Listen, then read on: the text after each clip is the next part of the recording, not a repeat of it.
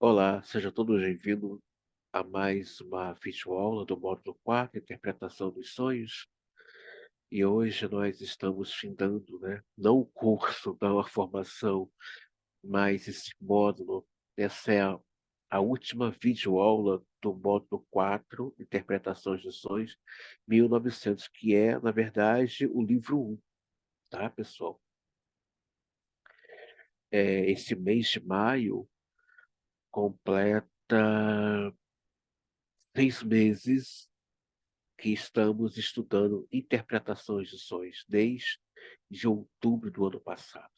6 meses, pessoal, estudando capítulo por capítulo. E quero parabenizar você, porque no mês de março completamos um ano estudando é, as obras de Freud. E semana que vem é a live de vocês, né? Onde vocês estarão aí falando um pouco desse livro, onde vocês se sentiram mais capturados, né? Então quero parabenizar você que chegou até aqui e dizer parabéns. Você está insistindo, está apostando, está acreditando, então todo o mérito é seu, tá bom? E muito obrigado também, quero dizer a você que está assistindo essa videoaula, por me dar esse crédito de transferência do saber psicanalítico através dessa formação, né, para a sua prática e percurso analítico. Então, vamos, né, para o último capítulo, né, que se encontra na página 338, os meios de representação dos sonhos. No processo de transformar os pensamentos latentes no conteúdo manifesto de um sonho, vimos dois fatores em ação: a condensação e o deslocamento do sonho. À medida que prosseguirmos em nossa investigação, encontraremos, além desses dois outros determinantes, que exercem indubitavelmente influência na escolha do material que terá acesso ao sonho. Primeiramente, porém, mesmo com o risco de parecer que estou interrompendo o nosso progresso, gostaria de dar uma olhadela preliminar nos processos envolvidos na efetivação da interpretação de um sonho. Não posso disfarçar de mim mesmo que a maneira mais fácil de tornar claros esses processos, de defender sua fidedignidade das críticas, seria tomar como amostra algum sonho específico, proceder sua interpretação. Como fiz com o sonho da injeção de Irma em meu segundo capítulo. Em seguida, reuni os pensamentos oníricos descobertos e reconstruir a partir deles o processo por que o sonho foi formado. Em outras palavras, completar a análise de um sonho por meio de uma síntese do sonho. De fato, executei essa tarefa para minha própria orientação com diversas amostras, mas não posso reproduzi-las aqui, já que estou proibido de fazê-lo por motivos relacionados com a natureza do material psíquico em jogo. Motivos que são de muitas espécies que serão aceitos como válidos por qualquer pessoa sensata. Tais considerações interferiram menos na análise dos sonhos, uma vez que uma análise poderia ser incompleta e, não obstante, conservar seu valor. Muito embora penetrasse apenas um pouco na trama do sonho. No caso da síntese de um sonho, porém, não vejo como pode ela ser convincente, a menos que seja completa. Eu só poderia dar uma síntese completa de um dos sonhos de pessoas desconhecidas de um- do público leitor. Visto, contudo, que essa condição é preenchida apenas por meus pacientes que são neuróticos, devo adiar essa parte de minha exposição do assunto até que possa, em outro volume, conduzir elucidação psicológica das neuroses até um ponto em que ela possa estabelecer contato com o nosso tópico atual. Então, Freud aqui está dizendo, nesse capítulo de abertura, né, ele está nos trazendo aqui uma informação importantíssima para quem vai trabalhar com sonhos.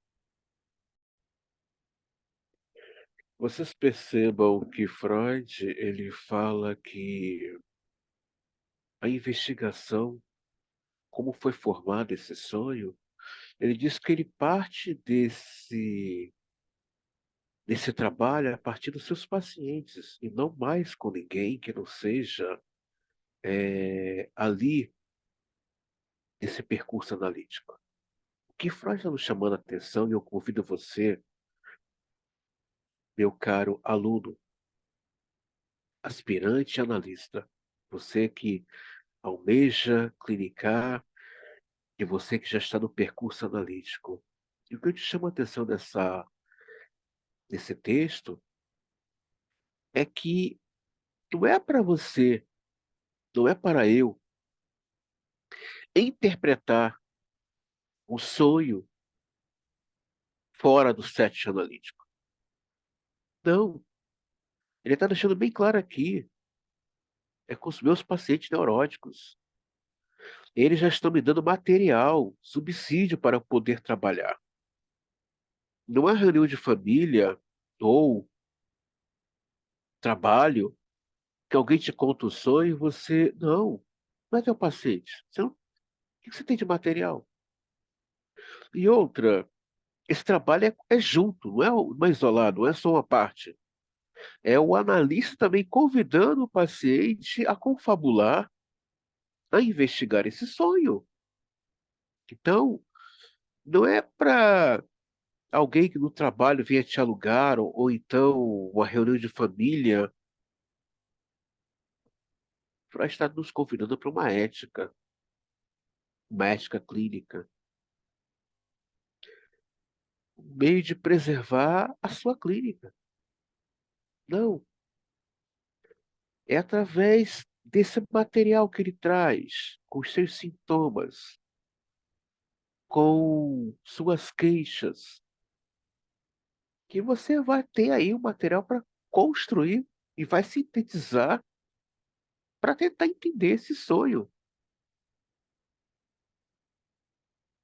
É isso que o Freud está nos mostrando aqui. Como é que é feito esse trabalho?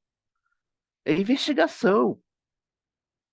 E como eu já disse nas outras aulas, o ponto de partida é esse aqui que vocês estão estudando, é a formação de vocês, toda ela clínica está pautada aqui, tá? As aulas estão gravadas, temos 75 videoaulas gravadas, desde histeria até essa aula, mas tem outros elementos que você vai ter que explorar, como esse sonho foi formado, os elementos externos e internos que influenciou nesse sonho, é, as questões de como realmente o que está ali falando desse sonho, se é um sonho típico ou não, se é simbólico, ver da onde vem essa simbologia, se é um texto, fazer uma aplicabilidade linguística ou semiótica, e por aí vai. Não é tão simples assim falar de um sonho. Requer todo um trabalho de investigação. Então, ele está deixando aqui a dica para nós nesse último capítulo. Minha tentativa de estruturar sonhos por síntese a partir dos pensamentos do sonho ensinaram-me que o material que emerge no curso da interpretação não é todo do mesmo valor. Parte dele é composta dos pensamentos oníricos essenciais, ou seja, aquele que substitui completamente o sonho. E que, se não houvesse censura dos sonhos, seriam suficientemente em si mesmos para substituí-lo. A outra parte do material deve ser, em geral, considerada de menor importância.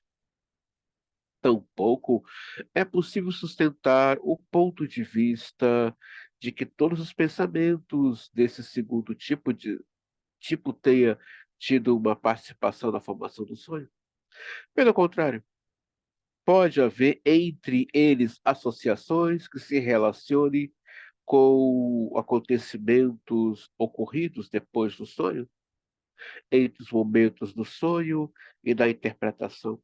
Essa parte do material inclui todas as vias de ligação que levaram do conteúdo manifesto do sonho aos pensamentos latentes do sonho, bem como as associações intermediárias e de ligação por meio das quais, no decorrer do processo de interpretação, chegamos a descobrir essas vias de ligação.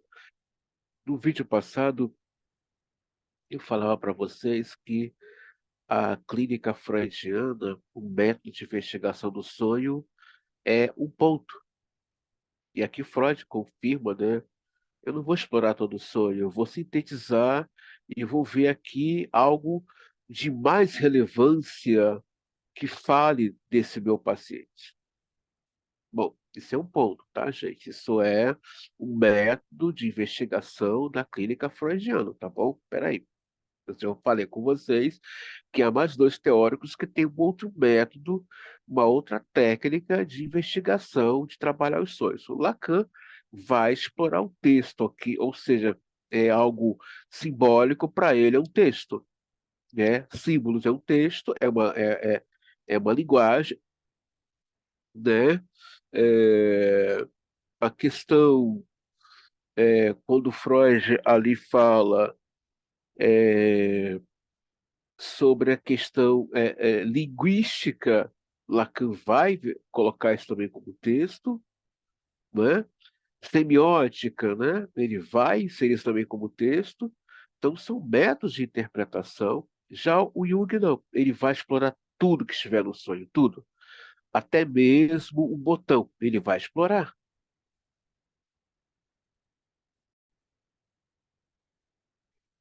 Quem assistiu a penúltima videoaula, tá lá o Freud, né? Ele mostrando que ele trabalha sintetizando o sonho, e aqui ele está confirmando isso. Mas eu quero dizer para vocês que esse não é o único método. Na prática freudiana, esse é o método de investigação do sonho, tá, gente? Na prática da clínica freudiana, esse é o método. Mas eu falei com vocês que iria trazer outros autores, dentre eles o Lacan e o Jung. Lacan vai explorar o texto. Ele vê o sonho como um texto. Então, ele vai explorar o texto, ele vai usar esses elementos de essas ferramentas externas, como a semiótica, a simbologia, ele vai utilizar-se da linguística, tá? Ele vai utilizar esses elementos aí para explorar esse sonho. Não está errado, não, não está errado. O Jung vai fazer a mesma coisa, vai explorar os símbolos, né? Vai explorar a linguística também. A diferença dele para o Lacan é que ele vai explorar os arquétipos. Ah, o Freud não tem. Tem arquétipos sem Freud. A primeira pessoa a falar de arquétipo não foi não foi o Jung, foi o Freud. E nós vamos ver isso nas aulas mais à frente. Você quer ver um arquétipo que todo ser humano tem? É a questão aí do Édipo. É um arquétipo, né? Fala dessa criança. Ah, mas é mitologia. Sim, o próprio Jung vai questionar, né? Se elas são mitologia, como é que isso tem força no nosso mundo psíquico, né? Porque estão ali registradas, demarcadas, marcadas no nosso inconsciente. Estamos interessados aqui apenas nos pensamentos oníricos essenciais. Esses geralmente emergem como complexos de ideias e lembranças da mais intricada estrutura possível, com todos os atributos das cadeias de ideias que nos são familiares na vida de Virginia. Quando ele fala essas cadeias familiares, ele está falando aqui é, dessas capturas narcísicas, ele tá falando dessas questões significantes que nos prendem, tá? No nosso dia a dia. Ele diz que isso vai se repetir nos sonhos, com outro formato, um outro quadro histórico, mas eles vão reaparecer. Acompanhada por sua contrapartida contraditória vinculada a uma associação antitética, as diferentes porções dessa complicada estrutura mantêm, é claro, as mais diversificadas relações lógicas entre si, podem representar o primeiro e o segundo planos, digressões, ilustrações, condições, sequências de provas e contra-argumentações, quando a massa inteira desses pensamentos do sonho é submetida à, à pressão do trabalho do sonho, e quando seus elementos são resolvidos, transformados em fragmentos e aglutinados, quase como uma massa de gelo. Surge a questão do que acontece às conexões lógicas que até então formaram sua estrutura. As representações fornecem os sonhos para se, porquê, como, embora, ou, e todas as outras conjunções sem as quais não podemos compreender as frases, os enunciados. Então ele está aqui questionando, né? Esses sonhos sem sentido, já vimos isso, né? Esses sonhos complexos, de onde vem, como, o porquê, né? Ele está aqui fazendo um jogo de palavras, né? Ele está nos chamando a atenção aqui. De onde vem esse sonho? Como? De onde? Está sem sentido? Está desconexo? Não. Tá tudo conectado. Psicanálise só tem uma saída. Ou você mergulha de cabeça na paixão, ou fazendo as palavras do Nazi, do Zima, as minhas, vai fazer outra coisa. Não dá para você ser meia boca. Não dá. Ou você é um analista, centro de meio, de profundidade, ou essa coisa que está aí, que serve de escárnio, né? Tem um filme, quem puder ver. Aliás, nas emendas de vocês, eu vou indicar muitos filmes relacionados é, aos capítulos e também é, ao livro que vamos estudar, né? Tem um filme chamado Karate Kid, é da década de 80. É, eu era nesse período, quando comecei a ver Karate Kid, eu era um pré-adolescente. E o Sr. Miyagi tinha uma fala interessantíssima para Daniel LaRusso. Acho que é isso, né? Larusso, Daniel Larusso, isso, né? Ele dizia, Daniel, karatê não esquerda, karatê não direita, karatê no meio, karatê no meio. Porque se karatê for esquerda ou direita, eles te quebram e quebram para valer. Estamos na era da mediocridade. Ninguém acredita, talvez seja falando assim, o professor está exagerando. Não, às vezes você tem que dar uns perdidos, andar, ouvir as pessoas, ouvir os seus pacientes. Estamos na era dessa coisa da supérfluo, superficial, imediatismo, né? Sucesso, sucesso. Ser profissional, sério, é uma construção. Construir o seu nome leva tempo. Fazer o seu nome leva tempo.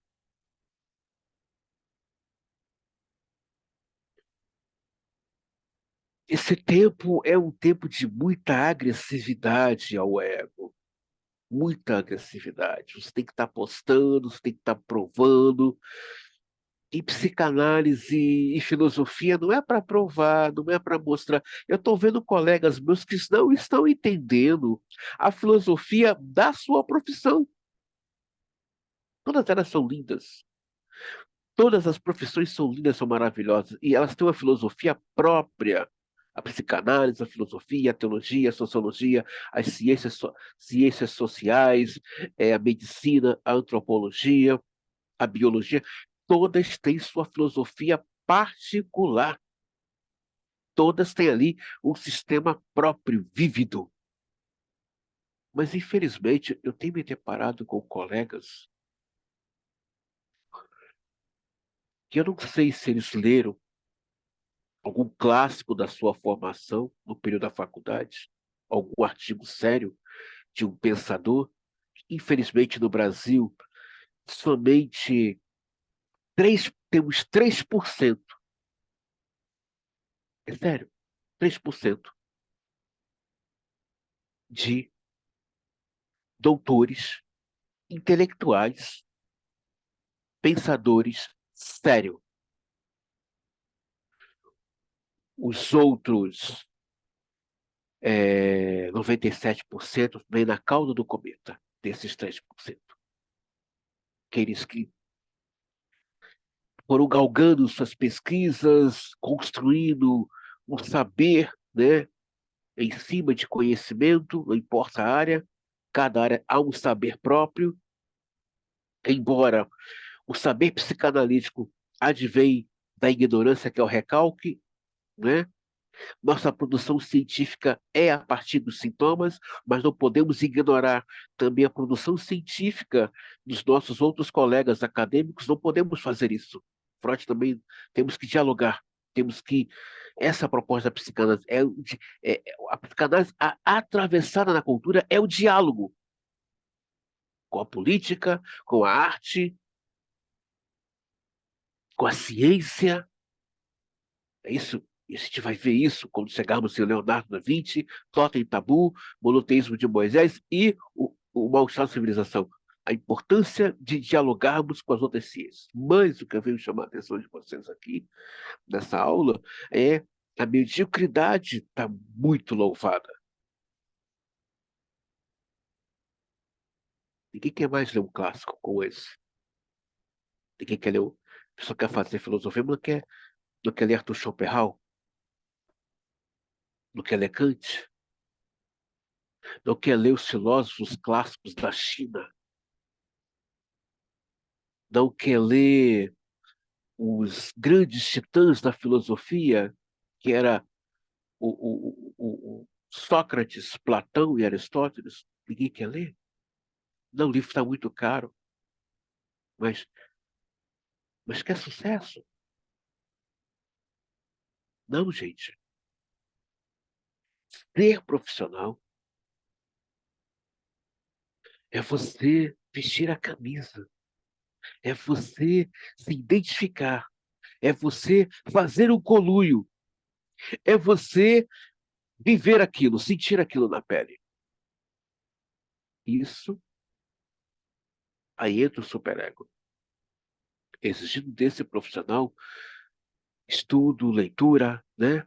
Especialização, né? No caso do psicanalista, é grupos de estudo, é análise, é escrever um artigo, é trocar uma figurinha com outro colega que é da mesma clínica, é participar de um congresso, é fazer uma pós, é continuar a formação, tá em Freud, daqui a pouco vai estudar um pouco de Melanie Klein com outros grupos de estudo.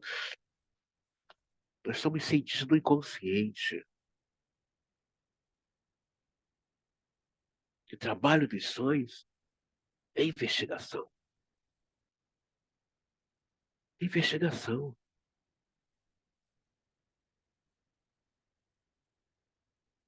A minha proposta aqui, meu desejo que a análise aconteça, e a minha aposta é na formação de vocês, que daqui saiam excelentes psicanalistas, Esse é o meu desejo, essa é a minha sede. E daqui, dessa formação, e eu acredito muito cegamente, eu tenho muito tesão no que eu faço, eu tenho um tesão do caralho é, desse velho aqui, tá? Acredito que seja até uma questão homossexual da minha parte, ou uma questão aqui também de piano com a figura do Freud, mas eu tenho uma cegueira, uma aposta cega em você que está assistindo essa aula. Eu tenho uma aposta muito cega, que você vai e irá ser um psicanalista sério, de excelência. Não meia boca. Porque se for meia boca, outros Andrés vão te quebrar. Há outros Andrés por aí, bem mais radicais do que eu. Outro dia eu vi um colega que eu falei, eu pensei que eu era radical, mas vendo ele falar de psicanálise, o modo como ele trabalha com a clínica dele, aquilo me chamou a atenção. Eu falei, eu pensei, mas a clínica lá é radical. Ela é radical.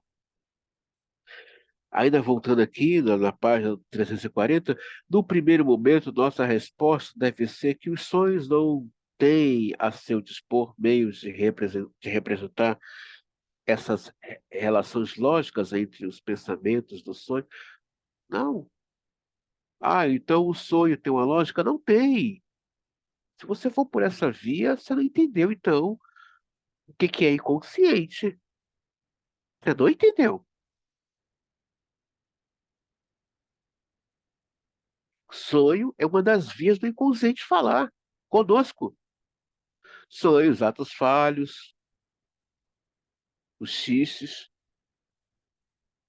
a intuição. Não, não existe. A lógica do inconsciente é uma lógica metafísica. É uma lógica inexplicável, do real. Aliás, o ser humano é o do real, né? Conviver com esse ser humano real é angustiante, né? É angustiante.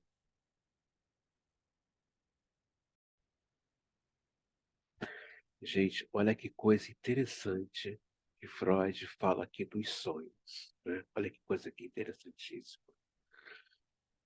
Em sua maioria, os sonhos expressam todas essas conjunções e é só o conteúdo substantivo dos pensamentos do sonho que eles dominam e manipulam. Vou ler de novo para vocês. Em sua maioria, os sonhos desprezam todas essas conjunções e é só o conteúdo substantivo dos pensamentos do sonho que eles dominam e manipulam. A restauração dos vínculos que o trabalho do sonho destruiu é uma tarefa que tem que ser executada pelos processos interpretativos. Então você acha que você domina os sonhos?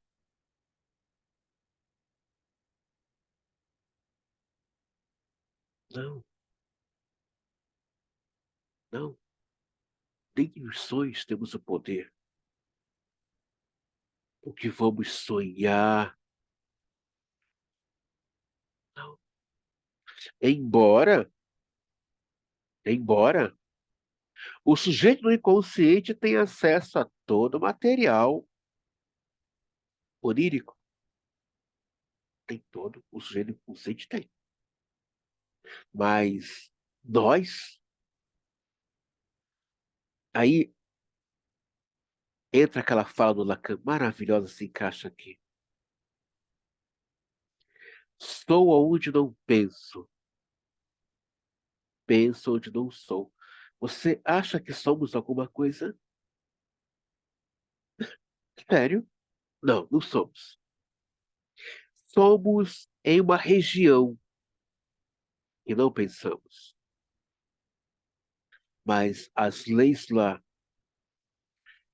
são poderosíssimas e foge à nossa compreensão essas forças psíquicas que se apoderam de nossas vidas, até mesmo nos sonhos.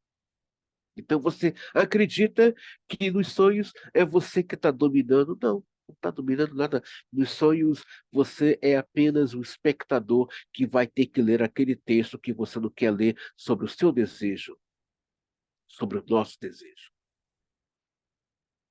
É uma forma do inconsciente falar, tá aqui, ó, o que você tanto deseja fazer. Isso aqui é você. Essa pessoa aqui é você. Como Freud mesmo diz, os sonhos revelam a verdadeira natureza do sujeito.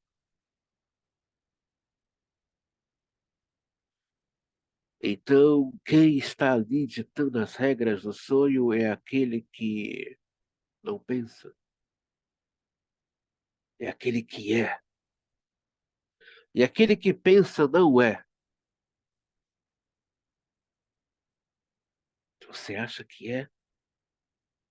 Você acredita, você até hoje acredita que é alguma coisa? Não. Melhor você rever um pouco a sua análise e os seus textos de formação. Se você acha que é alguma coisa, está aqui. Olha, que coisa linda. Em somaria, os sonhos desprezam todas as conjunções e é só o conteúdo substantivo dos pensamentos do sonho que eles dominam e manipulam. Ou seja, nossos sonhos são manipulados não por nós, mas pelo próprio sonho. A restauração dos vínculos que o trabalho do sonho destruiu é uma tarefa que tem que ser executada pelo processo interpretativo. A incapacidade dos sonhos de expressar essas coisas deve estar na natureza do material psíquico de que se compõe dos sonhos, os sonhos. As artes plásticas, olha que coisa gostosa. Ele está dando aqui a dica. Como psicanálise. Por isso, esse meu tesão doido pela psicanálise. Olha a dica que ele está dando aqui. E nós vamos explorar muito todo tipo de vias do conhecimento, nós vamos explorar. Olha o que ele diz aqui: as artes plásticas da pintura e da escultura vivem a rigor sob uma limitação semelhante, quando comparadas à poesia, que pode valer-se da fala, e aqui, mais uma vez, a razão de sua incapacidade está na natureza do material, que essas duas formas de artes manipula em seu esforço de expressar alguma coisa. Está ali o quadro, está ali a estátua, ou seja, a escultura. A pessoa quer interpretar por meio de uma música, de uma poesia. Elas estão ali quietas. Assim são os sonhos. Tem sonho que não tem explicação. Tem sonho que a interpretação não vai conseguir entrar. E aí?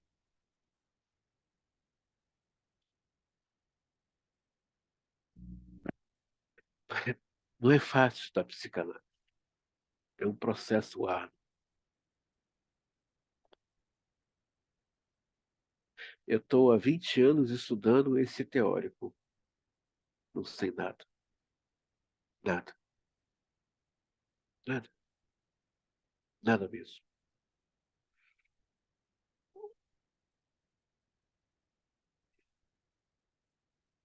Antes que a pintura se familiarizasse com as leis de expressão pelas quais se rege, ela fez tentativa de superar essas desvantagens. Nas pinturas antigas, pequenas etiquetas eram penduradas na boca das pessoas representadas, contendo em caracteres escritos os enunciados que o pintor perdi a esperança de representar pictoricamente. Nesse ponto, talvez se levante uma objeção contra a ideia de que os sonhos são incapazes de representar relações lógicas, pois existem sonhos que ocorrem as mais complicadas operações intelectuais em que as afirmações são contrariadas ou confirmadas, ridicularizadas ou comparadas, tal como acontece ao pensamento de vigília.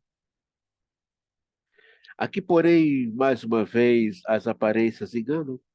Se nos aprofundarmos na interpretação dos sonhos como esses, verificaremos a totalidade disso faz parte do material dos pensamentos do sonho e não é uma representação do trabalho intelectual realizado durante o próprio sonho. O que é reproduzido pelo aparente pensamento do sonho é o tema dos pensamentos do sonho e não as relações mútuas entre eles, cuja acessão constitui o pensamento. Explorei alguns exemplos disso, mas o ponto mais fácil de estabelecer a esse respeito é que todas as frases orais que ocorrem nos sonhos e são especificamente descritas como tais constituem reproduções não modificadas ou ligeiramente modificadas de enunciados, que também se encontram entre as lembranças do material, dos pensamentos, do sonho. Esse tipo de enunciado muitas vezes não passa de uma alusão em algum acontecimento, incluindo entre os pensamentos do sonho, e o sentido do sonho pode ser totalmente diferente. Então Freud fala: ei, vai com calma. Tem sonho que é tão desconecto, tem sonho que dá um nó, tem coisas que não é o que está aparecendo ali. Nós vimos isso nos sonhos de condensação, né? Parecia que é uma coisa, mas era outra. Tinha uma palavra escondida ali atrás. Aí vai ter que fazer uso da semiótica, né? Então, é pesquisa, é leitura. No começo desse módulo, nós vimos que Freud questiona sonho é um enigma, sonho é uma esfinge, sonho é um oráculo.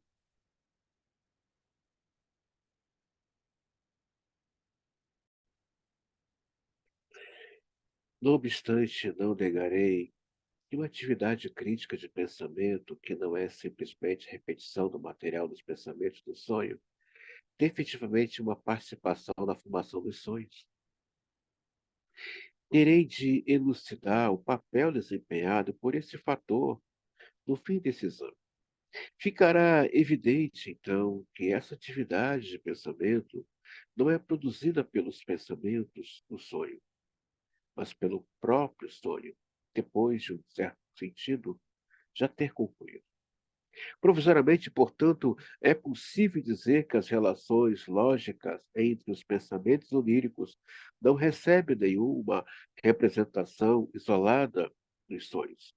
Por exemplo, quando ocorre uma contradição num sonho, ou ela é uma contradição do próprio sonho, ou uma contradição oriunda do tema, tem, tem de um dos pensamentos do sonho, uma contradição no sonho só pode corresponder a uma contradição entre os pensamentos do sonho de maneira extremamente indireta.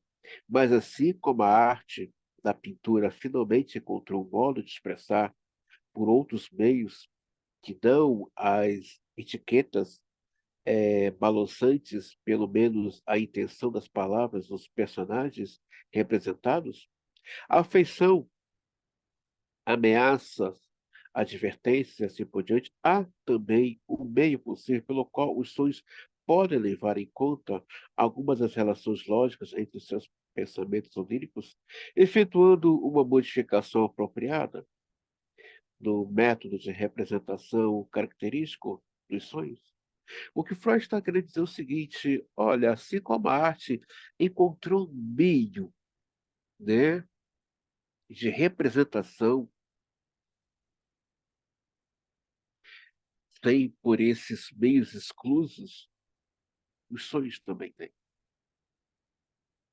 Então, esse sonho está confuso, esse sonho está contraditório. Sim, o sonho é seu, mas quem está manipulando, quem está dirigindo o sonho não é você. Vai encontrar ali uma via, um meio de encontrar uma representação. Por isso, o tema da aula é os meios de representações dos sonhos.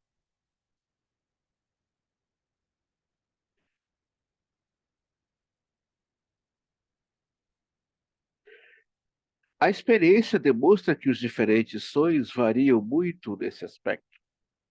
Enquanto alguns sonhos desprezam completamente a sequência lógica de seu material, outros tentam dar uma indicação tão completa quanto possível dela. Ao fazê-lo, os sonhos se afastam, ora mais, ora menos, completamente do texto de que se dispõe para manipular. Aliás, os sonhos variam de forma semelhantemente em seu tratamento da sequência cronológica dos pensamentos do sonho, caso tal sequência tenha estabelecido no inconsciente, não tem uma sequência.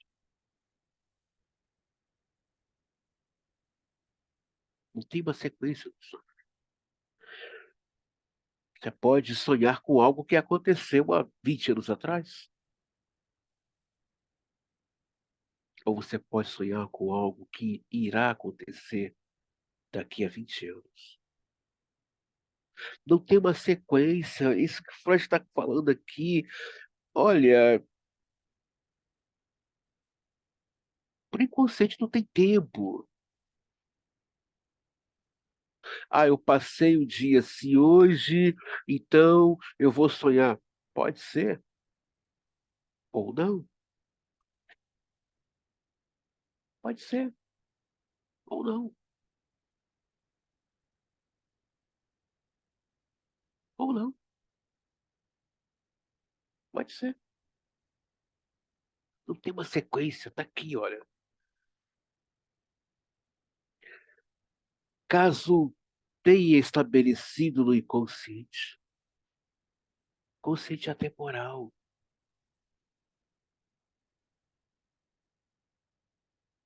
O inconsciente é atemporal. Não tem uma sequência. Não tem. Essa é a realidade.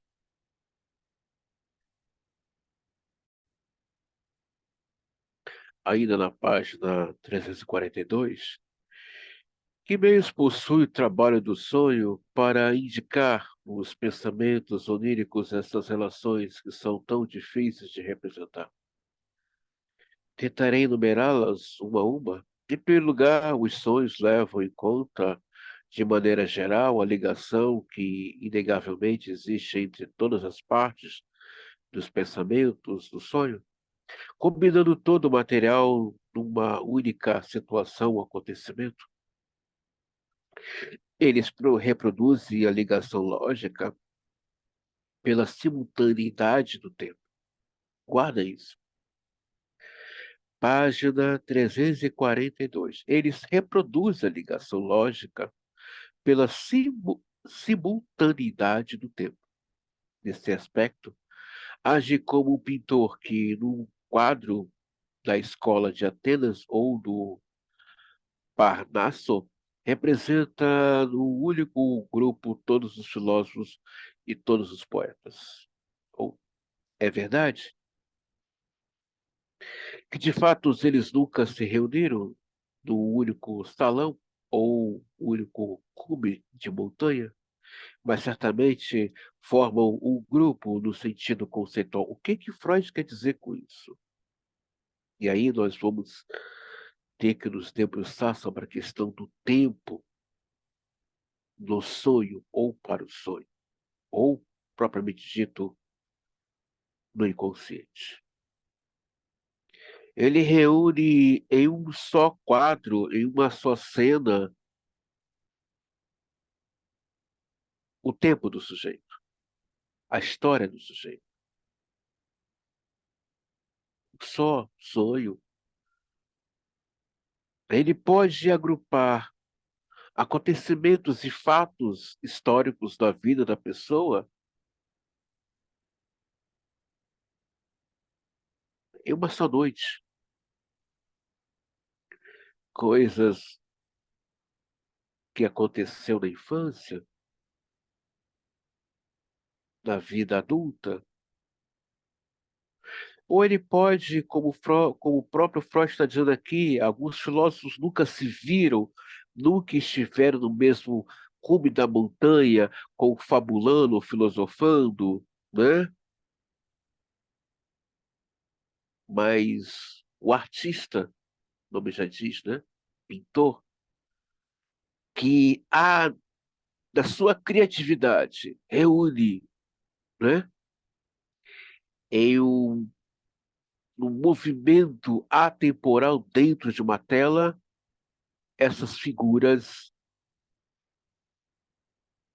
filosóficas. Assim é o sonho. O sonho tem o poder de reunir sua ancestralidade, tem o poder de trazer questões da nossa infância e questões que ainda vão acontecer. Você, você consegue, nessa videoaula, nessa última videoaula do módulo 4, você consegue compreender esse movimento dos sonhos?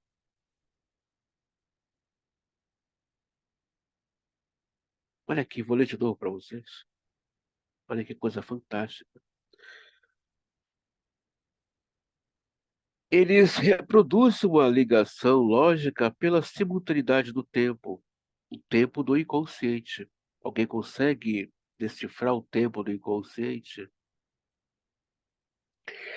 Nesse aspecto, age como o pintor que, no quadro da escola de Atenas ou no Parnaso, representa no único grupo de todos os filósofos, de todos e todos os poetas. É verdade que, de fato, eles nunca se reuniram no único salão ou no único cume de montanha, mas certamente formam um grupo no sentido conceitual, ou seja, aqueles poetas de tempos e eras diferentes, aqueles filósofos de tempos e eras diferentes, o, o artista, o pintor consegue colocá-los em uma única tela. Talvez você terá um sonho, você, o seu paciente, com pessoas que já não estão mais aqui, ou com pessoas que você nunca viu, no caso aí seria o ancestral. O sonho tem esse poder de reunir em uma única tela do sonho falas, textos, escritos, símbolos, imagens, discursos, pessoas que talvez, ou certamente, nunca vimos, mas que irá aparecer ali. Então, você está terminando essa aula de hoje, do módulo 4, né? Que não é tão simples falar sonho e realização de um desejo, não, colega, é muito mais. Quem é que está desejando? Eu? Sou eu que estou desejando? Ou há ali questões de ordens funcionais e ancestrais? Porque está aqui, olha o que ele diz, olha que coisa gostosa, né? Olha aqui, gente, que coisa maravilhosa que ele diz aqui. Vou ler para vocês página 340 do livro. É, Em sua maioria, os sonhos desprezam todas as conjunções e é só o conteúdo, o substantivo dos pensamentos do sonho que eles dominam e manipulam. Então você acha ou acredita que é, tem domínio dos seus sonhos? E aqui na página 342, ele diz que os sonhos não seguem uma sequência lógica, ainda mais se está estabelecido no inconsciente. E aí? Dá para definir um sonho? Dá para dizer? Pode falar que eu mando ver? Não. É trabalho, é leitura, é pesquisa, releitura e mais releituras. André, eu vou sair desses dois módulos um especialista em sonhos? Não. Até porque não existe especialista em psicanálise. Você vai sair com o conhecimento, um saber seu. Essa aula, acredito que daqui a um ano você vai ouvir de um outro colega, terá outros apontamentos que eu não trouxe aqui. Talvez daqui a 10 anos, né, quando eu estiver com 62 anos, você vai talvez ouvir da minha própria boca uma outra, um outro parecer, um outro saber, uma outra transmissão sobre sonhos, sobre sonhos.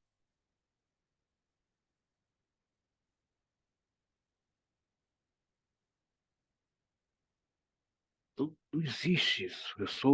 Eu estudei quase um ano sonho, sou especialista. Não existe, isso não existe. Como? Especialista em quê? Algo do inconsciente? Não existe especialista. Eu sou o cara da psicanálise. Não, não tem esse o cara da psicanálise. Tem alguém no percurso psicanalítico. O que tem em psicanálise são aqueles que fazem uma entrega realmente, entra de cabeça, mergulha. Realmente isso tem em psicanálise. E tem aqueles meia-boca, né, que fica ali na borda, né, com medo de se autorizar no seu desejo. Guardem. Diante do desejo, o sujeito fica com medo. É ali que está o ouro, é ali que está sua mudança funcional, é ali que está o pulo do gato na vida dessa pessoa. Diante do seu desejo, a pessoa fica cheia de medo, cheia de receio. Aí começa com as falas, será que vai dar errado? E qual o problema se der errado? Se der errado, é sinal de que pode haver acerto, deve haver acerto. As possibilidades estão aí. Os sonhos levam esse método de reprodução aos menores detalhes, sempre que nos mostram dois elementos muito próximos, isso garante que existe alguma ligação especialmente estreita entre o que corresponde a eles nos pensamentos do sonho. Da mesma forma, o nosso sistema de escrita, AB, fantástico. Essa parte aqui é fantástica. Vou ler de novo para vocês. Olha que Freud fala aqui. na página 342, gente, coisa linda. Da mesma forma, nosso sistema de escrita, AB significa que duas letras devem ser pronunciadas numa única sílaba. Quando se deixa uma lacuna entre o A e o B, e significa que A é a última letra de uma palavra e o B a primeira da seguinte. Do mesmo modo, as colocações dos sonhos não consistem em partes fortuitas e desconexas do material onírico, mas em partes são mais ou menos estreitamente ligadas também aos pensamentos do sonho. Ou seja, Freud nos convida, está tudo aqui conectado. Voltando aos sonhos de condensação, será que esse sonho está falando de alguma coisa que já aconteceu? Ou é outro advento? O papel do analista é um papel de investigação. É um papel. Peraí, quem que está aqui? O Mário Quintana diz que ele via a psicanálise como romance policial, ou seja, o investigador, o analista é um investigador. É um cientista do inconsciente. Eu vou investigar. Eu vou ver a origem disso aqui. Da onde vem, o que quer, o que está falando. Isso são os sonhos. Para representar relações casuais, os sonhos possuem dois procedimentos que são, em essência, os mesmos. Suponhamos que os pensamentos do sonho fossem do seguinte teor: uma vez que isso assim e assim, tal, estava fadadas a acontecer. Nesse caso, o método mais comum de representação seria introduzir a oração subordinada como um sonho introdutório e acrescentar a oração principal como sonho principal. Se interpretei corretamente, a sequência temporal pode ser invertida, mas a parte mais extensa do sonho sempre corresponde à oração principal. Ou seja, Freud está falando aqui o seguinte: há um sonho de introdução, tá? Aquele sonho de abertura, mas a temática central é aquela que vai te capturar. Cara, eu tive um sonho assim, assim, mas teve um detalhe do sonho que me pegou. Isso aqui me chamou a atenção. É o tema central que falou com o sujeito. Ele disse que pode estar no começo, olha aqui, né? Pode estar no começo, ou pode estar invertida, né?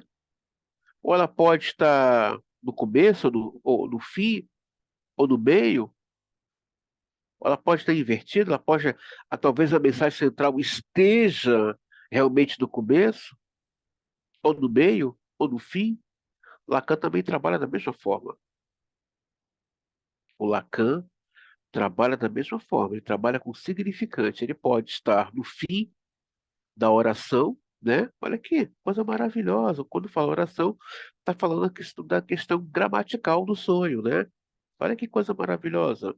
Acrescenta a oração principal, né? Ela pode estar no começo ou no meio, teve o sonho de abertura, e aquele sonho você não lembra, você deletou, né? E aquele prefácio que você achou chato, não quero ler esse prefácio, mas teve uma parte do sonho, teve um capítulo do sonho em que o sujeito se sente capturado. Cara, tem algo nesse sonho que está me invocando. Ou seja, é o que lá que eu vou falar. É o significante.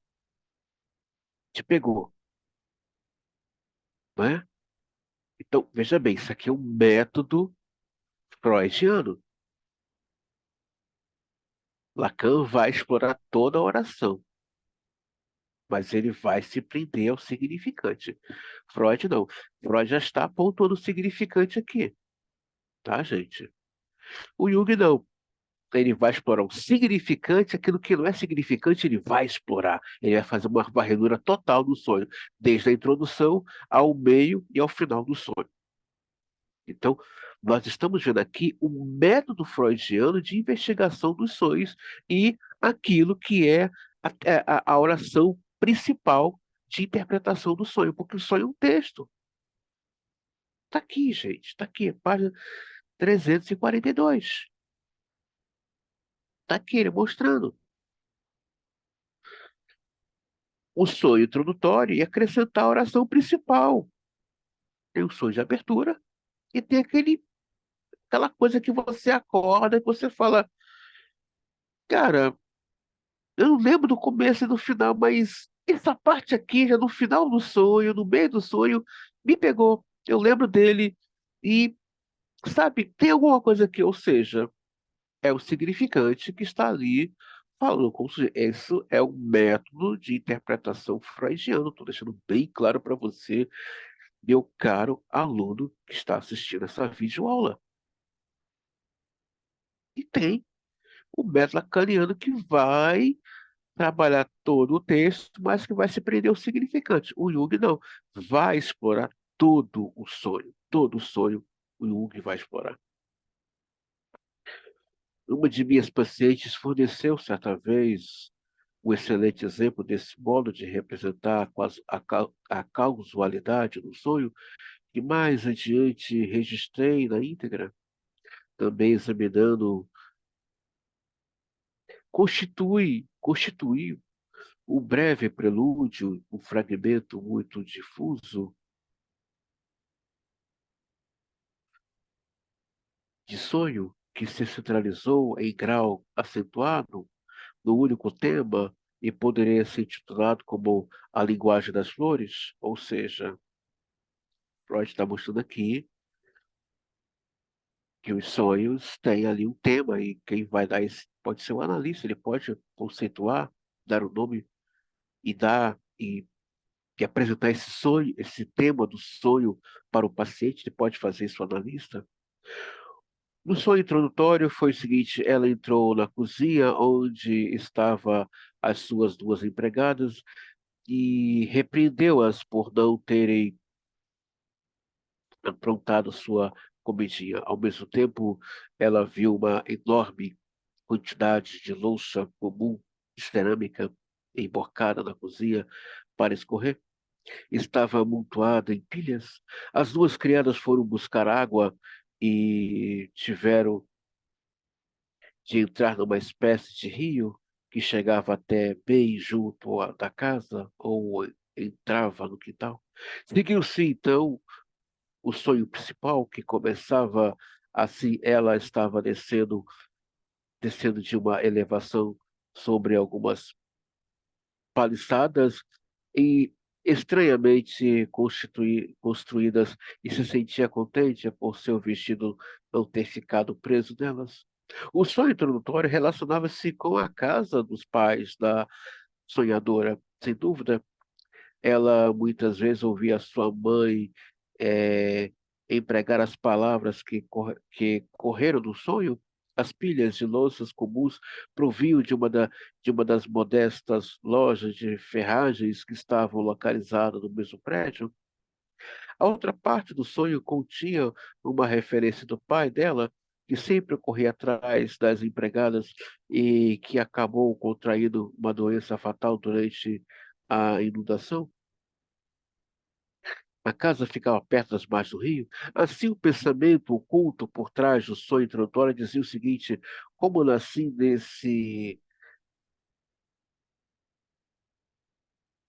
nesta casa em circunstâncias tão mesquinhas e deprimentes, o sonho principal tomou o mesmo pensamento e apresentou uma nova e modificada pela realização do desejo. Sou de alta linhagem, assim o verdadeiro pensamento subjacente era: como sou de linhagem tão baixa, o curso de minha vida tem sido assim e assim. Vocês percebam que num sonho introdutório tem a questão da cozinha da mãe, a loja do pai, o rio que realmente era próximo à casa dos pais dela, não era a realidade. Perceba, era algo da infância dela que, como o Freud aqui diz, né? Olha que coisa maravilhosa, é uma sequência estabelecida de tempo no inconsciente. Fazia parte do tempo dela. Estava ali essas demarcações. Escutem, não temos somente demarcações de traumas. Temos também demarcações de coisas boas na nossa história de vida. Não temos demarcações somente de sofrimento, mas também de alegria. Os nossos sonhos fala de marcas e demarcações durante a nossa história de vida. E aí tem uma outra questão que eu levanto aqui, né? As demarcações ancestrais também marcam a nossa vida. Somos demarcados, somos invocados e também estamos invocando questões ancestrais. Somos invocados, guarda isso, mas também estamos invocando questões ancestrais. Isso é muito sério que eu estou trazendo aqui para vocês. Muito sério mesmo. Né?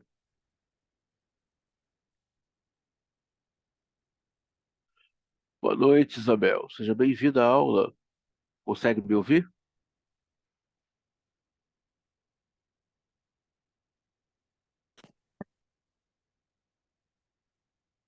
Bom, pelo jeito ela não consegue falar. Mas seja bem-vinda à nossa última videoaula do módulo 4. Tá bom, Isabel? Seja bem-vinda.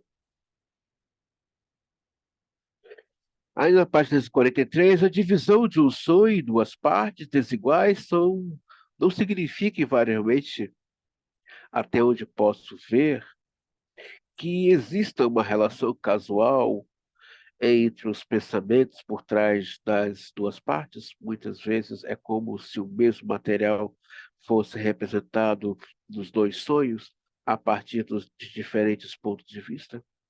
Isso é certamente o que acontece quando uma série de sonhos durante uma noite termina numa emissão ou no orgasmo, uma série em que a necessidade somática encontra caminho para uma expressão progressivamente mais clara, ou então os dois sonhos podem ser pode ter brotado de centros separados do material lírico, e seu conteúdo pode supor-se de modo que o que é o centro no sonho está presente como mera sugestão do outro, e vice-versa.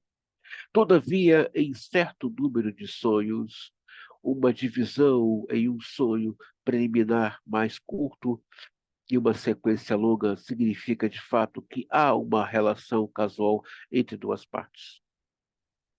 O outro método de representar uma relação casual adapta-se ao material menos extenso e consiste na transformação de uma imagem no sonho, seja ela, seja ela de uma pessoa ou de uma coisa em outra, a existência de uma relação casual só deve ser levada a sério se a transformação realmente ocorrer diante de nossos sonhos.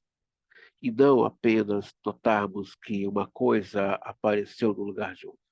Afirmei que os dois métodos de representar uma relação causal eram essencialmente os mesmos. Em ambos os casos, a causação é representada pela sequência temporal.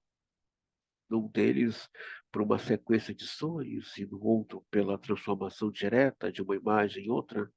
Na grande maioria dos casos, cabe confessar a relação casual não é o em absoluto representada, mas se perde na confusão de elementos que inevitavelmente ocorrem no processo do sonhar. Alternativa ou não pode ser expressa em sonhos, seja de que maneira for, ambas as alternativas costumam ser inseridas no texto do sonho, como se fossem igualmente válidas. O sonho da injeção de imã contém um exemplo clássico disso. Seus pensamentos latentes diziam nitidamente: não sou responsável pela persistência das dores de irmã. A responsabilidade está ou na resistência dela a aceitar minha solução, ou nas condições sexuais desfavoráveis em que ela vive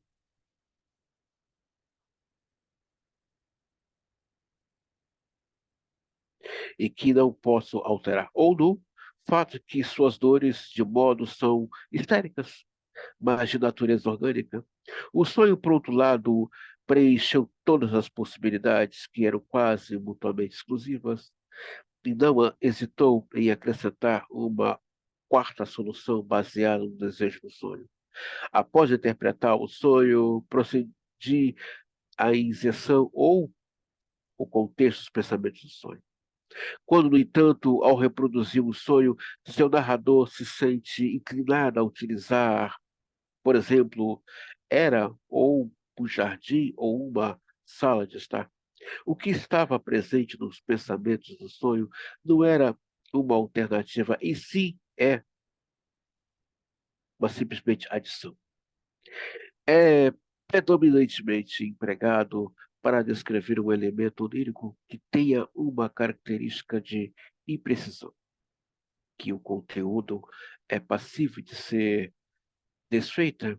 Em tais casos, a norma de interpretação é: trate as duas aparentes alternativas como se fosse de igual validade e ligue-se para por um. Por exemplo, certa ocasião, um amigo meu estava na Itália e ficara sem o seu endereço por algum tempo considerável. Tive então um sonho no qual recebia um telegrama com o endereço abaixo. Vi o impresso em azul no formulário telegráfico. A primeira palavra era vaga. Via talvez ou vila, ou possivelmente até casa. A segunda estava clara, decerto. A segunda palavra soava como alguém, algum nome italiano, e me fez lembrar as discussões que eu tivera com meu amigo sobre a questão da etimologia. Também expressa a minha raiva dele por ter mantido seu endereço em segredo para mim por tanto tempo. Por outro lado, cada uma das três alternativas da primeira palavra revelou ser, na análise, um ponto de partida independente e igualmente válido para a cadeia de ideias. Durante a noite anterior ao funeral de meu pai, tive um sonho com o aviso placar ou cartaz impresso, bem semelhante aos avisos proibido que se fume nas salas, proibindo que se fume nas salas de espera e nas estações de trem, onde parecia ou pode-se que feche os olhos, pede-se que você feche o olho. Costumo escrever isso da forma, pede-se que você feche os ou olhos.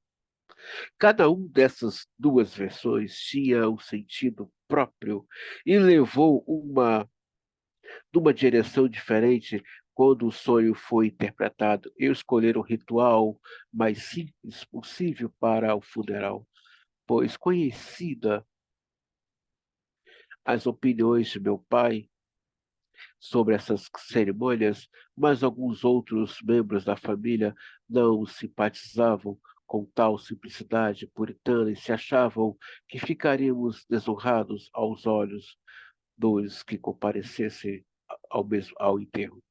Daí, uma das versões pede-se que você feche o olho, ou seja, feche os olhos. Faça vista grossa. Aqui, particularmente, fácil, de, fácil ver o sentido da imprecisão expressa pelo ou o trabalho do sonho não conseguiu estabelecer um enunciado unificado para os pensamentos do sonho, que pudesse, ao mesmo tempo, se ambíguo e, consequentemente, as duas principais linhas de pensamento começaram a divergir até o conteúdo manifesto do sonho.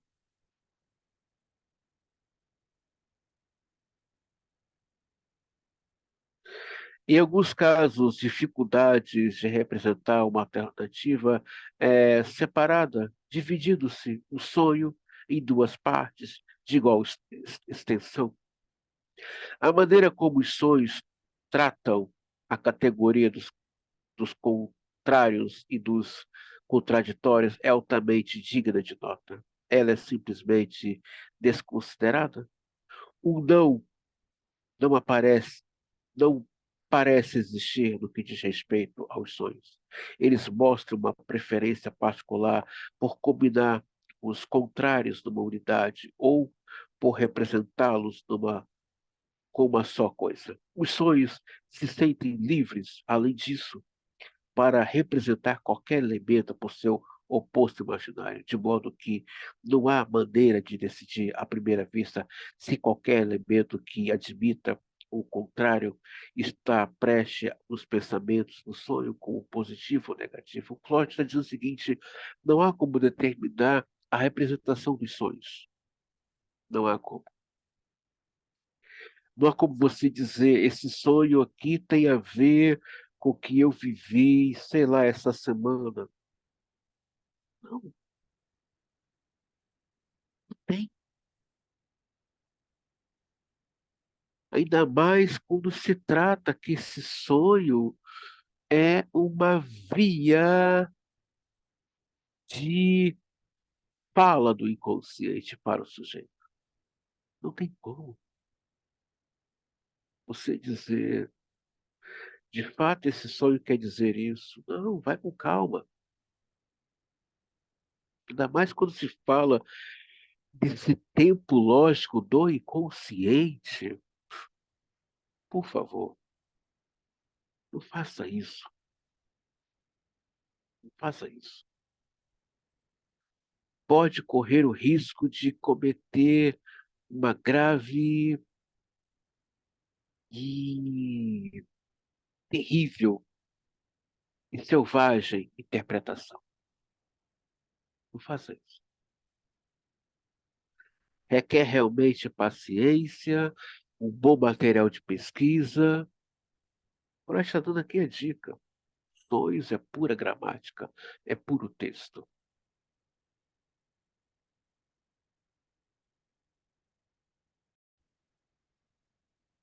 Ainda na página 346, num dos sonhos registrados logo acima, cuja primeira oração já foi interpretada, a sonhadora se viu descendo sobre a paliçada, segurando um ramo florido na mão. Página 347. Em conexão com essa imagem, ela pensou no anjo segurando um buquê de lírios nos quadros da Anunciação. Seu próprio nome era Maria, e nas meninas de túnicas brancas andando nas procissões de Corpus Christi, quando as ruas são decoradas com ramos verdes. Assim, o ramo florido do sonho aludia, sem dúvida alguma, à inocência sexual. Contudo, o ramo estava coberto de flores vermelhas, cada uma delas semelhante a uma cama- camaleia. No final de sua caminhada, assim prosseguia o sonho, os botões em flor já estavam bem murchados. Seguiram-se, então, algumas alusões inconfundíveis à menstruação. Por conseguinte, o mesmo ramo que era carregado com o lírio e como que por uma menina inocente era ao mesmo tempo uma alusão que, como sabemos, costumava usar uma camélia branca, salvo durante as suas regras quando usava uma vermelha, o mesmo ramo em flor no poema de Miller representava tanto a inocência sexual como o seu contrário? E o mesmo sonho que expressavam sua alegria por ter conseguido passar pela vida e imaculadamente apresentava vislumbres em certos pontos, como, por exemplo, no emurchecimento dos botões em flor. A cadeia de ideias contrárias de ela ter sido culpada de vários pecados contra a pureza sexual em sua infância, quer dizer, ao analisar o sonho, foi possível distinguir claramente as duas cadeias de ideias das quais a, a consoladora parecia ser a mais superficial e a autorreprovadora a mais profunda. A cadeia de ideias que eram diametralmente opostas uma à outra, mas cujos elementos, semelhantemente, embora contrários, foram representados pelos mesmos elementos do sonho manifesto. Uma e apenas uma dessas relações lógicas é extremamente favorecida pelo mecanismo da formação do sonho. A saber, a relação da semelhança, consonância ou aproximação, a relação de tal como essa relação, diversamente de qualquer outra, é possível de ser representada nos sonhos, de múltiplas maneiras. Os paralelos ou exemplos de tal como inerentes ao material dos pensamentos do sonho constituem as primeiras fundações para a construção de um sonho. E uma parte nada insignificante do trabalho do sonho consiste em criar novos paralelos onde os que já estão presentes não conseguem penetrar no sonho, em virtude da censura imposta pela resistência. Vocês percebem aqui que Freud está dizendo que não é tão simples assim interpretar um sonho. Não é tão simples. Se o próprio Freud está mostrando aqui, nesse último capítulo, né? Nessa última videoaula do módulo 4, nós estamos vendo aqui que não é tão simples assim nos sonhos, 2 mais 2 é igual a 4, e que requer uma atenção muito grande desse analista, desse discurso que o paciente traz do seu sonho. Ele está mostrando aqui, não é tão simples assim. Tem textos aqui que não bate. Fala de uma infância, fala de uma perversão que o sujeito não deu conta, fala de um casamento com base histérica, mas vai aparecer no sonho de forma tão confusa, misturando a cozinha da mãe, a loja do pai, o rio que fazia caminho perto da casa dos pais, com a vida agora adulta. Então, requer atenção, requer cuidado, requer voltar à leitura desse livro de novo, né? Um livro de o quê? 365 páginas. Tem que ter demanda para ler, prazer de ler, gosto de ler. Psicanálise é isso. Isso é psicanálise. Você escolhe que tipo de analista você quer ser. Tem aquele analista meia-boca que se deixa levar pelas circunstâncias da vida, que para massagear o seu ego, para masturbar o seu ego, dá uma resposta consoladora para o seu paciente, se conforma com uma clínica que uma hora tem paciente, outra hora não tem paciente, aí põe culpa no sistema financeiro, no sistema econômico do país. Alguém tem que levar a culpa, menos esse sujeito que não se insere na sua própria neurose, né? Os canais são na contramão de tudo, gente, tudo. Ela está na contramão de todo tipo de sistema que vocês puderem imaginar, ela está na contramão. Escolhe que tipo de analista você quer ser depois desse módulo, depois desse, dessa videoaula. Você escolhe, você quer ser realmente aquele cara centrado na psicanálise, mergulhado, apaixonado, cheio de tesão, cheio de libido por ela, apostando de maneira arriscada e profunda, ou aquela coisa. Se aquilo der certo, eu vou prestar um concurso público. Se aquilo der certo, eu já tenho. Quando tem mudança funcional, fica nesses pensamentos de devaneios, buscando seguranças, né, edipianas, né? A representação da relação de semelhança é auxiliada pela tendência do trabalho do sonho à condensação. A semelhança, a consonância, a posse de atributos comuns, tudo isso é representado nos sonhos pela unificação que pode já estar presente no material dos pensamentos do sonho, ou pode ser novamente construída. A primeira dessas possibilidades pode ser descrita como identificação, e a segunda como composição. A identificação é empregada quando se trata de pessoas, a composição quando as coisas são o material da unificação. Não obstante, a composição também pode se aplicar às pessoas. As localidades são frequentemente tratadas como pessoas, né? É, um exemplo de uma coisa que pode ser tratada como pessoa é um lugar geográfico, uma rua.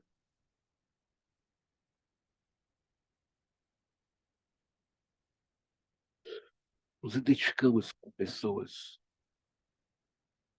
e reproduzimos essas pessoas nos nossos sonhos. Podemos também nos identificar com lugares geográficos, ruas, trabalho. Podemos. E ser apresentando os sonhos. Na identificação, apenas uma das pessoas ligadas por um elemento comum consegue ser representada no conto do manifesto sonho, enquanto a segunda ou as demais pessoas aparecem ser suprimidas dele. Mas essa figura encobridora única aparece no sonho em todas as relações e situações em que se aplicam quer a ela, quer as figuras que ela encobre. Ou seja, aquela pessoa que você muito se identificou, ela talvez vai aparecer em um sonho desconexo. E o que essa pessoa está fazendo aqui nesse sonho? Né? Não estou entendendo. Eu não pensei nessa pessoa. Ela já se foi, não faz mais parte da minha vida. Não estou entendendo. Por que que essa pessoa está aqui no sonho? Há uma ligação, há uma identificação. Então ela vai muitas vezes aparecer fora de um contexto do sonho que não tem nada a ver, mas ela vai aparecer naquele sonho. Aí você hoje vai saber que ela reaparece nos meus sonhos fora de contexto, fora de época, porque eu tive uma identificação forte com ela. Na composição, quando se estende às pessoas, a imagem lírica contém traços que são peculiares a uma outra das pessoas em causa, mas não comuns a elas, de modo que a combinação desses traços leva ao aparecimento de uma nova unidade, uma figura composta. Ou seja, eu sonhei com você, com uma pessoa, mas não era aquela pessoa, era outra. Não entendi esse sonho. Eu sonhei com uma pessoa, era ela e não era ela. Percebe a dualidade? Aí você vai ter que recorrer aos sonhos de condensação, né? Os sonhos de deslocamento e os sonhos de representação. O que está ali realmente se apresentando para você a partir de uma identificação?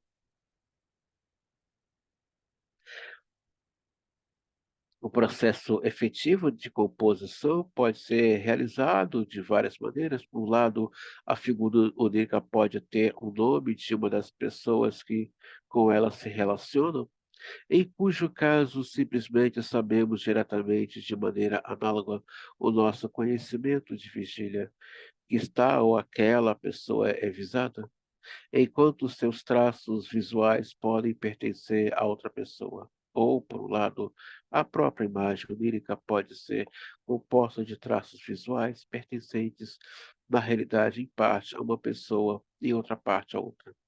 Ou, ainda, a participação da segunda pessoa na imagem onírica pode estar não em traços visuais, mas nos gestos que atribuímos a ela, das palavras a que fazemos pronunciar. Muitas vezes alguém vai fazer um gesto assim, nossa, parece meu pai.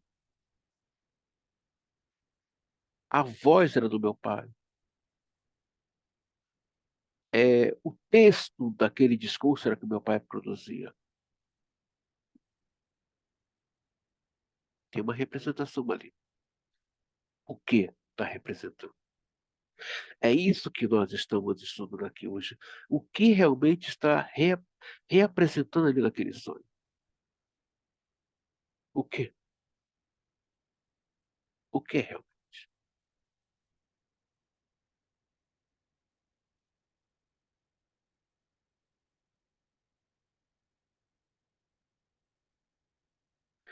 Lá da própria imagem onírica, nesse último caso, a distinção entre a identificação e a construção composta começa a perder sua nitidez, mas é também possível que a formação de uma figura composta dessa natureza seja mal sucedida.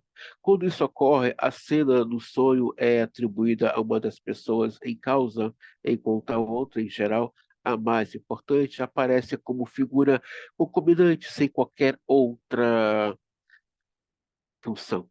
O sonhador pode descrever essa posição numa frase como: minha mãe também estava lá. Um elemento dessa espécie no conteúdo do sonho pode ser comparado aos determinantes empregados na escrita hieroglífica, que não visa ser pronunciado, servindo meramente para elucidar outros sinais. Ou seja, havia algumas pessoas no sonho que elas não falavam, mas elas estavam ali.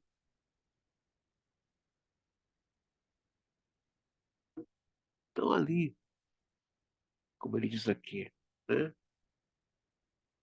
São meramente para elucidar outros sinais.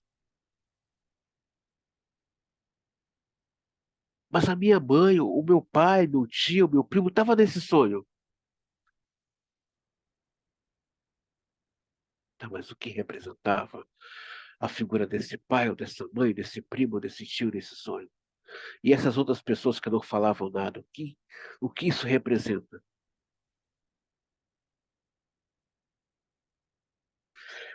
O elemento comum que já justifica ou antes causa a combinação das duas pessoas pode ser representado no sonho ou obtido dele. Em geral, a identificação ou a construção de uma pessoa composta se dá exatamente para fins de evitar a representação do elemento comum. Em vez de dizer, tem sentimentos hostis para comigo e o mesmo ocorre com B, como uma figura composta por A e B, no sonho ou imagino, a executando o ato de alguma outra natureza que é característico de B, a figura onírica assim construída aparece no sonho num contexto inteiramente novo, e o fato de ela representar tanto A como B justifica minha inserção no ponto apropriado do sonho, do elemento que é comum a ambos, a saber, uma atitude hostil para comigo. Muitas vezes é possível chegar dessa maneira a um volume notável de condensação do conteúdo de um sonho.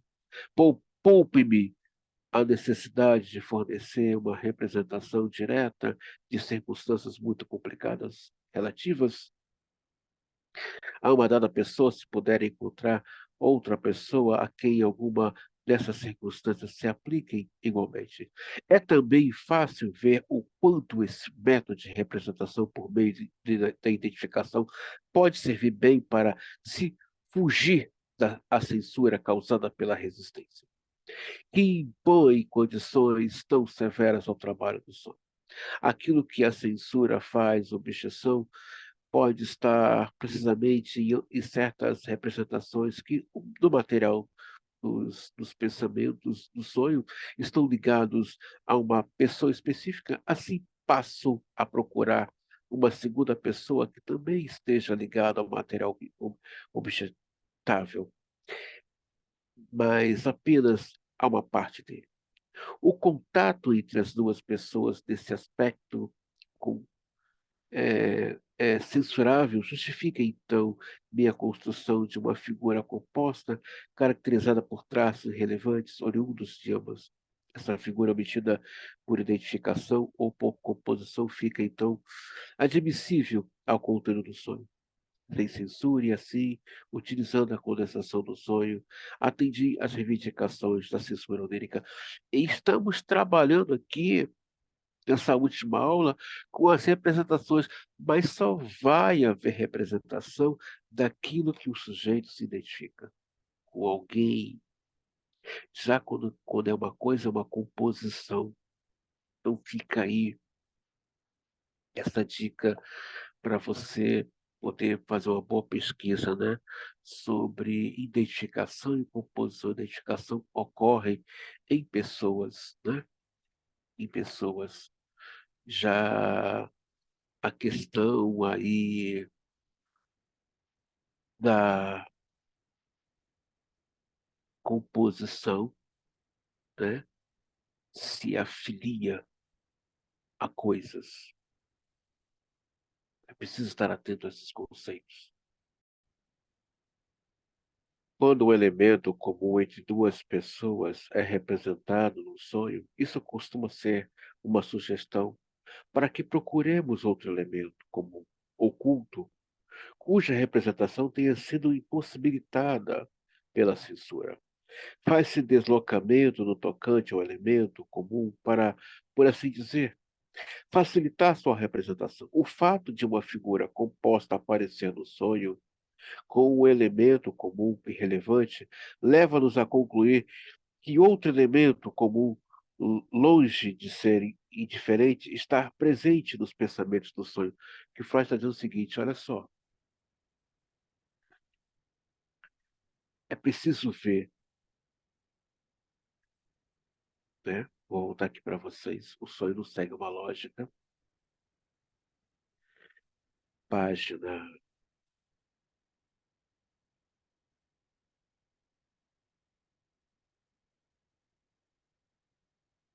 342.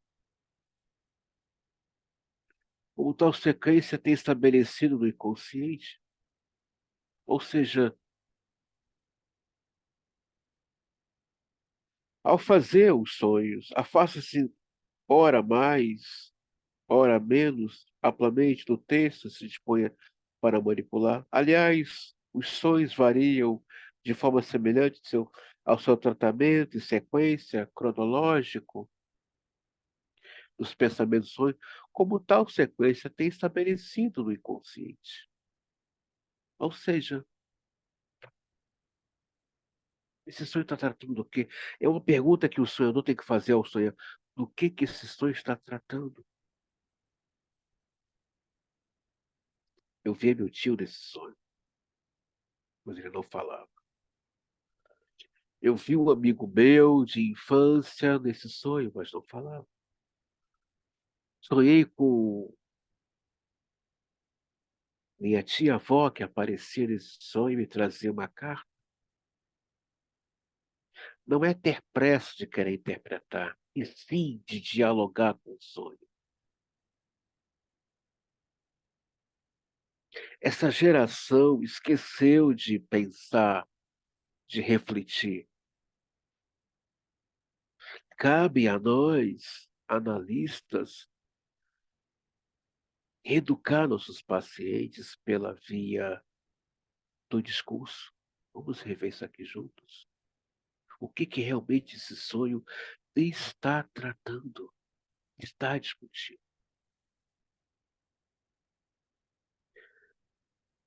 Psicanálise não é para ter pressa, é para viver, tanto por parte do analista, como nessa transmissão que ele faz para seu analisando. Isso é psicanálise, investigação. Vocês estão terminando esse módulo vendo que não é tão simples assim o percurso analítico, o fazer psicanálise, o estudar psicanálise. Não é tão simples assim. É árduo, é difícil, mas não é impossível. Não é.